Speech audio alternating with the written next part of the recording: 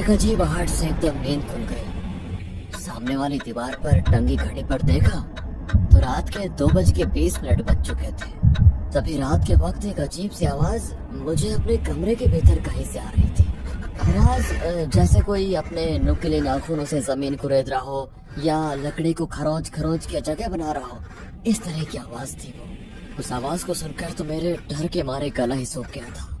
प्यास बहुत लग रही थी पर मेरी उठने की हिम्मत नहीं हो रही थी।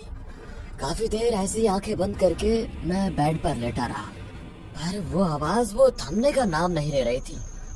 अब इस बात का मुझे तो यकीन हो चुका था कि वो जो कुछ भी था मेरे बहुत करीब था। उस अजीब सी खौफनाक आवाज ने मेरे दिल के अंदर तो इतना खतरनाक डर बैठा दिया था कि मैं अपनी सांसों को बहुत धीरे ले रहा था ताकि उसको सुनाई न दे।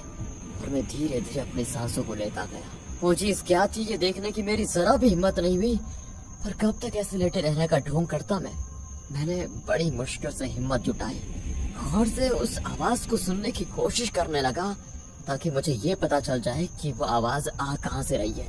फिर कुछ पल के लिए मैंने अपनी सांसें तो रोक ली, पर उस वजह से दिल की धड़कन बहुत तेज होने लगी।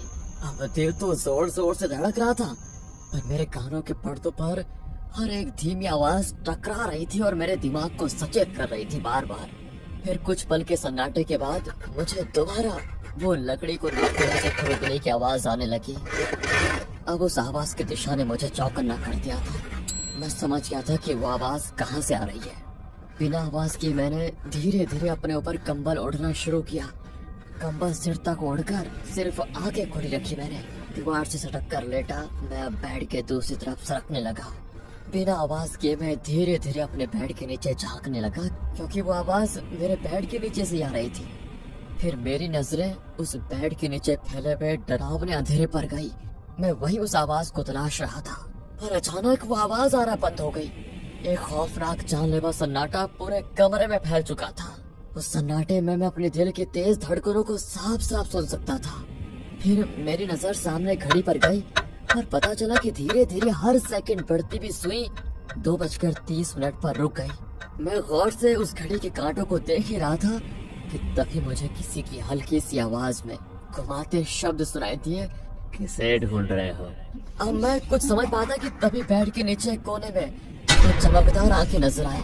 मैं उन्हें गौर से देखने लगा और अगले पल एक डरावनी काली इंसानी आकृति मेरे ऊपर एकदम से मेरी नींद खुल गई। डर के मारे दिल इतने जोर से धड़क रहा था कि मानो सीना फाड़कर वो बाहर आ जाएगा। गला पूरी तरह सूख चुका था, पर मैं ठीक था। वो सिर्फ एक सपना ही था, एक डरावना सपना। पूरे कमरे में उस बल्ब की सिर्फ हल्की रोशनी बिखरी हुई थी और उसी रोशनी से सामने दीवार पर टंगी घड़ी पर मेरी नजर पड़ी। रात के करीब 2:20 थे। खुद को महफूज पाकर मैं दोबारा सोने की कोशिश करने लगा, पर रह रहकर मेरे दिल में ख्याल आ रहा था क्या मेरे बेड के नीचे कोई है तो नहीं सच में। पर नीचे देखने की मेरी सच में हिम्मत नहीं हो रही थी। मैं चुपचाप लेटा रहा, पर दिमाग में फिर वही डरावने ख्याल आ रहे थे कि अगर वो सपना सच हुआ तो। मैंने बड़ी मुश्किल से हिम्मत जुटाई और एक तरफ झुकते हुए धीरे धीरे उस बेड के नीचे झांकने लगा। दिल की धड़कन तो तेज हो ही रही थी, पर फिर मेरी नजरें बेड के नीचे अंधेरे में घूमने लगी। वहां भी कुछ नहीं था, तो मेरी जान में जान आई। फिर मेरी नजर उस दीवार पर टंगी घड़ी पर गई। घड़ी की सुई धीरे धीरे आगे बढ़ रही थी। तभी एक जानी पहचानी आवाज मेरे कानों पर पड़ी। दीवार से अपने नुकीले नाखूनों से खुरेदने की आवाज आने लगी। डर के कारण मेरा गला दोबारा सूख गया। दोबारा मेरी नजर घड़ी पर गई तो 2:29 हो चुके थे। तभी लाइट भी चली गई और डर के मारे मेरा बहुत बुरा हाल हो गया। धड़कन तो मानो जैसे रोक ही गई हो। पूरे कमरे में वो काला अंधेरा छा गया। मेरा जिस्म कांप रहा था, मैं इतना डर गया था। फिर बड़ी मुश्किल से कांपते हुए हाथों से मैंने बेड के सरहने पर जो मोबाइल रखा था उससे टॉर्च की और घड़ी पर नजर लगाई तो 2:30 बज चुके थे। पर ये क्या, घड़ी तो बंद हो चुकी थी।